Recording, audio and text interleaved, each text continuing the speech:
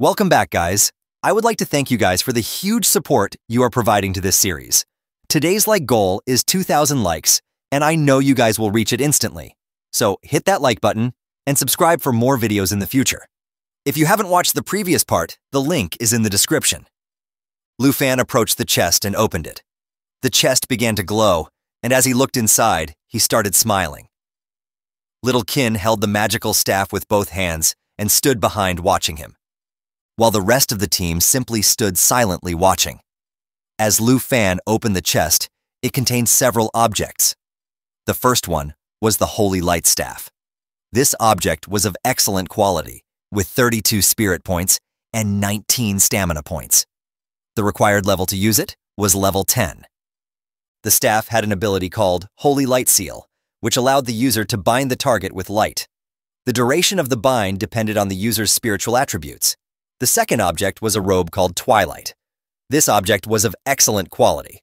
It had 35 spirit points, 15 stamina points, and the required level to use it was level 10. This outfit had an ability called Light Flow, which allowed the user to use light to create a barrier to protect themselves from attacks. The amount of damage that the barrier could absorb depended on the user's spirit attributes. The third object was the Ring of Mourning. This object was of rare quality. It had 57 spirit points, 21 stamina, and 12 strength points. The required level to use it was 15. This ring had an ability called Mourning Aura that allowed the user to assign any target to obtain the Mourning Aura. Any attack launched by the person with the aura would be added with a resentment value. When the resentment value accumulated, the attacking target would be affected by negative effects such as poisoning, bleeding, and dizziness caused by corpses. The fourth and final object was the Job Transfer Scroll. This object was of rare quality, and it had no points as it was consumable. The effect of this object was to induce a low probability that a non-hidden profession would be transferred to the hidden profession of the current profession. Without thinking twice, Lu Fan chose the Job Transfer Scroll. He stood up, and while holding the scroll in his hand, he turned towards Little Qin and the others. As his body emitted a blue energy, he revealed to them that he was going to choose the scroll. A system window appeared to inform him that he had successfully obtained the Job Transfer Scroll. Little Qin approached Lu Fan and explained that he didn't need to go out of his way for them at all. According to the rules, these items belonged to him. And Lu Fan replied saying that he wasn't pretending to be a gentleman, and all the equipment had spirit attributes. The spiritual equipment was more suitable for her. He also added that all he needed was this Job Transfer Scroll. Little Qin approached the chest, and while looking inside, she explained to him that if she hadn't met him, then all of them could have died in this place. Lu Fan simply stood still, watching without saying a word, wondering what she was planning to do. Several seconds later, after looking into the chest, she took out the mourning ring from the chest. She extended her hand towards Lu Fan, and while looking into his eyes, she asked him to please accept this ring. Wait a minute, is this a proposal? Our Giga Chad boy has secured a second waifu, guys.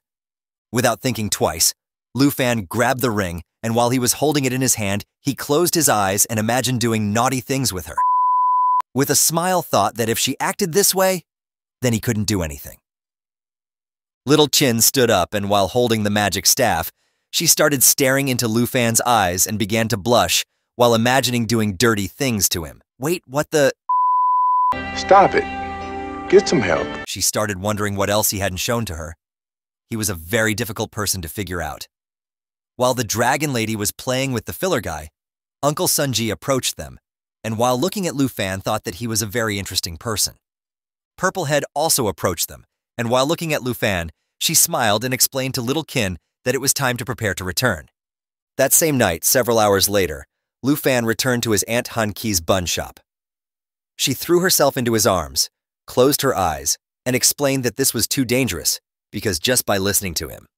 I am getting a different kind of feeling from this interaction, guys. Maybe it's just me. But you can let me know in the comment section, what do you guys think? She continued saying that she started getting scared since he had encountered so many dangers in the past few days. Upon hearing this, Lu Fan became somewhat confused. While he was staring into his aunt's eyes, he asked her what had happened. He also requested that she release him quickly, since he had been in the wilderness for several days, and his clothes were very dirty. Instead of letting go, Han Ki hugged him even tighter, closed her eyes, and while crying, explained to him that Lu Fan wasn't dirty at all. Indeed, it's a tight hug, everything in between is getting squished. She also added that because he had left without informing her, she hadn't been able to close her eyes during the past nights out of fear that once she woke up from sleep, her beloved Lu Fan wouldn't have returned home. Lu Fan closed his eyes, approached her, placed a hand on her back, and with a pleasant smile, apologized for leaving without warning. He also asked her not to worry, because he would never let her worry again. Whatever you guys say, this chapter is going sideways. I think our Giga Chad boy has an aunt with benefits, and a cute one indeed. While he was wiping her tears away with his hand, he closed his eyes and explained with a smile that everything was fine. He also asked her to stop crying. Upon hearing this, she stopped crying and thought that Lu Fan was a very good person. Then she turned to one side and began stroking the head of the dragon Xiaoye, who sat on the floor, closed her eyes, and started smiling because she was enjoying it a lot. While she was looking at Xiaoye, she explained to Lu Fan that she had been very surprised when she first saw her. She also added that such a cute girl like her was truly an extremely powerful dragon. Lu Fan simply smiled at this statement. Han Ki approached Xiaoye and asked if she had not eaten enough in the past few days, so she asked her if she was hungry. Upon hearing this, Xiaoye began nodding to indicate that she was indeed hungry. While the two of them were talking, Lu Fan approached them holding the job transfer scroll in his hand, looked at his aunt. He started explaining that this was the reward from the dungeon that he had specifically chosen for her. He brought the scroll closer to her and explained that if she changed from one job to a hidden job, then she would no longer have to keep watching this bakery. Han Ki stood up and explained that she couldn't use the job transfer scroll because it was too expensive. She advised him to simply sell it, since as he had left the weapons and equipment with the little Quinn of the Qin family. She recommended him to buy equipment so that his results would be the best during the big exam. Just before she could finish speaking, Lu Fan took out his mobile phone and showed her the balance he had in his bank account. He had a pleasant smile on his face as he explained to her that he no longer lacked money or equipment. Seeing that Lu Fan had so much money in his bank account, she was amazed. He approached her and explained to her that he had sold many of the materials he had collected during this trip. He also added that his travel companion Little Qin had promised him a reward of 100,000 yuan. After explaining this to her, he asked his aunt to believe his words as they would never have to worry about money again. Upon hearing this, Han Ki approached him, clenched her fist, and while looking into his eyes, couldn't help but shed a tear of joy. Lu Fan began to bring the job transfer scroll closer to her and insisted that it was better to use it now. She simply extended her hands towards the scroll, and while looking at Lu Fan with a happy expression, she thought he was right. She opened the scroll, and it started to shine while her body emitted a blue energy. Her hair and dress began to float, leaving her surprised. Several seconds later, slowly the scroll began to disappear, and she was floating in the air with the help of 2 helium balloons. She started floating in the air and absorbed the energy from the scroll. Lu Fan was covering his face with his hand due to the intense light. He looked at Han Ki and asked if she had been successful.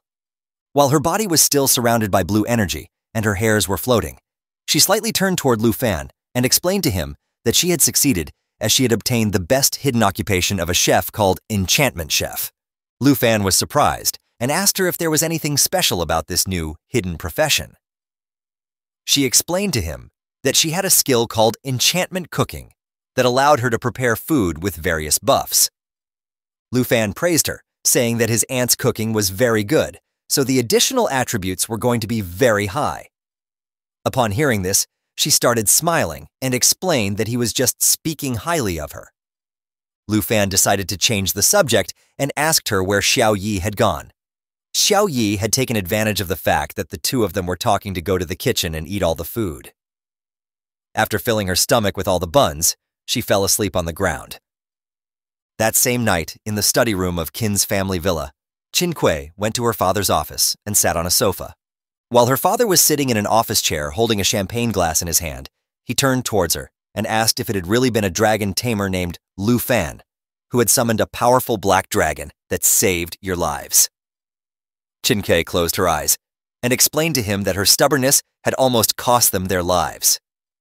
She continued saying Lu Fan was too strong, despite both of them having hidden professions. The difference between her and him was like that between a firefly and the moon. While her father was swirling his wine glass, he started looking outside through the window and asked her if she had told anyone else about the dragon. She replied that she hadn't because she had made a promise to Lu Fan that the matter regarding the dragon would not be revealed outside by the Qin family. Her father Qin Shanhai turned his head towards her and praised her for doing a good job. He also asked her how many of those people who coveted the power of the dragons would remain calm once this information was leaked. Little Qin stood up, and while staring into her father's eyes, she clenched her fist tightly and begged him not to leak the information since Lu Fan had saved all their lives. She asked him if he had anything against Lu Fan's dragon. To her response, Qin Shanhai started laughing out loud. He asked his daughter if she believed that her father was that kind of person. He also asked her how she was going to pay Lu Fan for saving their lives. Upon hearing this, little Qin felt quite relieved. She closed her eyes and explained to her father that when she had invited Lu Fan to join the team, she had promised him a reward of 100,000 yuan. Qin Shanhai sighed and advised her to take a purple tongue card and personally visit Lu Fan's the next day to thank him. She simply closed her eyes and nodded. Then she asked her father why he didn't come with her if he was so curious about Lu Fan. Qin Shanhai sighed and winked at her, while explaining that he also wanted to meet the Dragon Master but couldn't go because he had important matters to attend. Early morning the next day, the Princess of Taiki Kingdom came from the Dragon Kingdom to study in Shanghai. The princess was a short girl who carried a magic staff and was being accompanied by her assistant. A tall man with black hair wearing black armor, a magic wand, and carrying a suitcase. They often had business dealings, so they still had to greet them. But coming here when the big exam was about to take place wasn't for studying abroad. The princess and her assistant arrived at Han Qi's bakery. While she was preparing the pastries, "Damn! This woman always has some lusty poses to show us." Well, I am not complaining. She noticed that she had customers. She turned her head towards them and asked them to wait for a moment. Then she slightly opened the door and with a smile explained to the visitors that there were no steamed buns today. The princess asked her subordinate if this was the place they were looking for. She questioned if he had brought her to a garbage dump. Upon hearing this, the man explained that he would never dare to do such a thing. He also added that according to their investigation, this was indeed the place they were looking for. While the aunt was asking them about who they were, the man forcefully pushed the door open, causing the edge of the door to hit Han Qi, and she screamed due to the pain. Both the little princess and man entered the store, and the princess turned her head towards her and explained that she was here to find someone. She asked if she knew a dragon tamer named Lu Fan. Upon hearing the commotion, Lu Fan came down the stairs. He looked towards the door and asked his aunt if someone was looking for him. Then he notices her aunt in pain and holding her arm. Upon seeing this, Lu Fan panicked and asked her if she was okay.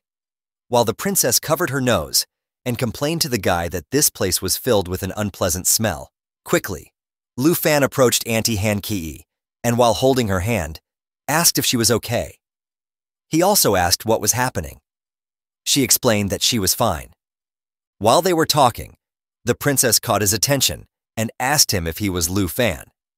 She explained that she herself, the princess, had made a special trip to see him specially. Lu Fan turned towards her and asked who she was and why she was looking for him.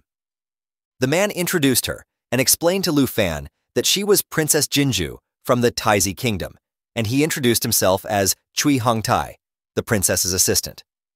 With a smile, the princess explained that she had come here to give him a breakthrough opportunity. Lu Fan was confused by this statement. She continued saying that being a dragon tamer must be a tough job. Then she reached out her hand towards Cui Hongtai. Upon seeing this, he nodded and opened the suitcase. Upon seeing what the suitcase contained, Lu Fan was surprised and started sweating. It didn't take long for him to realize that it was a dragon egg. Princess Jinju told him that as long as he accepted the request, the dragon egg would be all his. Upon seeing Lu Fan's expression, she pointed at him with her finger, and she explained to him that the conditions were very simple. She wanted him to be her slave and do everything she told him without disobeying. I think this spoiled little brat needs some taming. With this, the chapter ends here. Stay tuned to know how our Giga Chad MC handles this situation. Hit the like button as today's like goal is 2,000 likes. Comment part 4 below for the next part, and subscribe with bell notification on to get notified on the latest videos. You can also join the channel to watch videos before the public release. I will see you guys in the next video. Thanks for watching.